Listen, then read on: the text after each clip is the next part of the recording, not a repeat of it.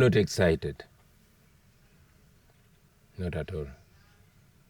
But I'm hopeful. I'm not excited because for me, I know the reality. While everybody else is excited with my rise and charisma and confidence and stubbornness, I'm not excited because I know it's not exciting. I know it's not going to be easy. In a situation where impunity is a currency, is an exchange for, that's beyond corruption, because what is happening is sanctioned by the authorities.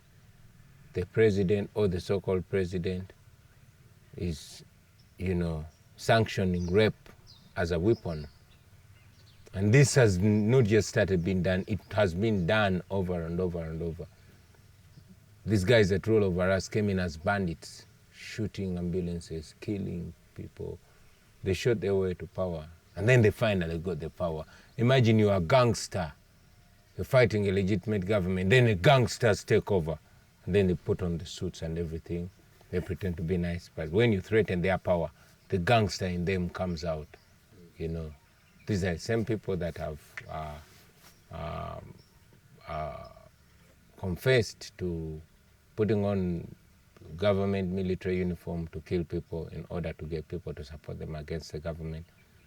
So to see that they are in power, not just for a day or two or a year or 5 or 10, 36 years, dug in. Now it's worrying. We only persevere because we are doing the right thing, but it's nothing exciting. Like I said, we're only hopeful that at least historically, no oppressive regime has won the people. At least evil has never defeated good. At least, by doing this, we are only awakening more people, the same way I was awakened just 4 years ago, Yeah, well, I started about 14 years ago or thereabout, saying about this, but practically rising to the occasion is only 4 years ago. So I'm only hopeful that I'm sparking many other like minds. Like Tupac one time said he couldn't change the world, but he could spark the brain that would change the world. So for me, my hope and positivity and optimism is that it will change, and even the same people that were fighting to defend will also rise to the occasion and say, enough is enough. Yeah, it's just hope, but not excitement. Yeah, because even like when you get into office, there's going to be so many challenges. Yeah. What do you think will be the most difficult challenges of being in office?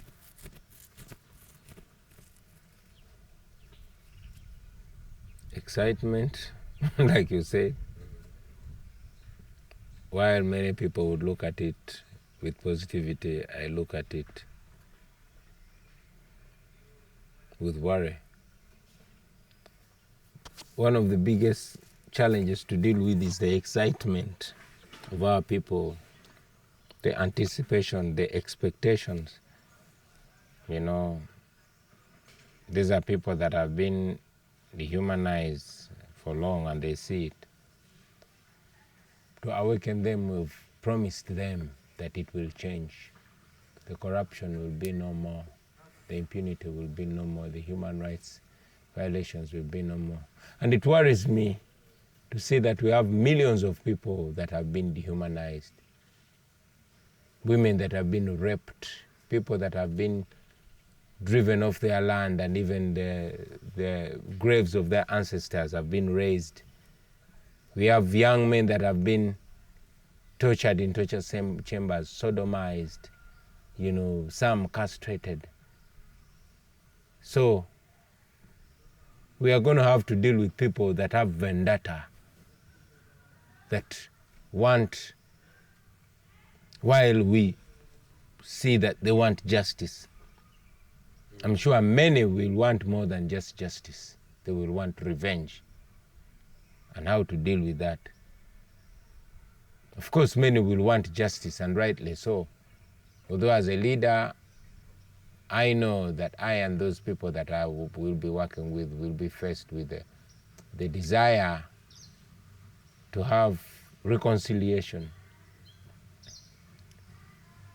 We live in a very deeply divided country, and to unite those other people is not going to be very easy, especially when they know that their oppressors are just next door, which oppressors or former oppressors at that time will also be citizens, and we will want to bring them back to the fold and move positively. It will be like Rwanda was after the genocide, you know. Like any country after the fall of a dictator, the joblessness, the economy, how to resurrect it, and you know, there'll be many expectations. I think after a whole 36 years and counting of oppression, starting from that level, moving forward, is a challenge that every day I try to think of how best to deal with it and, you know, lead our people out of. It disturbs me to think about that. I know that we are struggling to remove a dictator, and after we remove the dictator, we would be struggling now to discover the soul of our nation.